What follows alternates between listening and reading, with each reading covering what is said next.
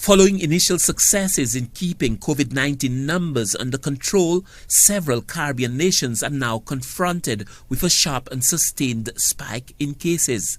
The Executive Director of the Caribbean Public Health Agency, Carpha, Dr. Joy St. John, says this may be the result of complacency on the part of some of the region's governments during their quest to get their tourism sectors up and running.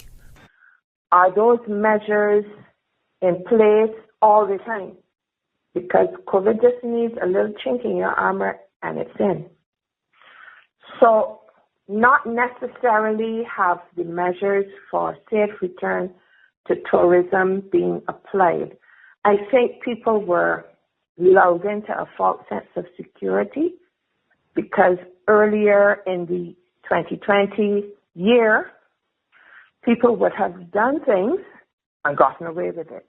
And so some of the measures for safe return to tourism were not properly applied. Dr. Joy cautions against the collapse of the nation's healthcare sectors, which she says underpin the economy and the general welfare and functioning of the societies. We do not want to overwhelm the health services, and it's not just because it's the sector that I come from, but it is also the sector that supports the well-being and development of the whole country.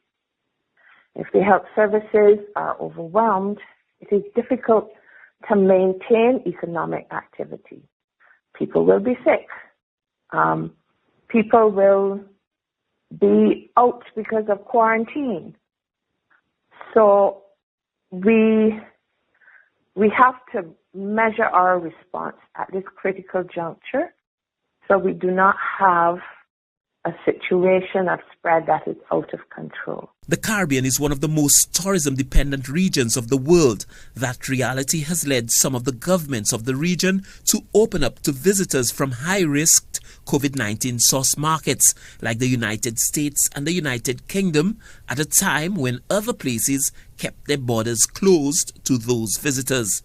This decision, according to Carpha, may have largely contributed to the significant upsurge in COVID-19 numbers. Stanley Lucian for the HTS News Force.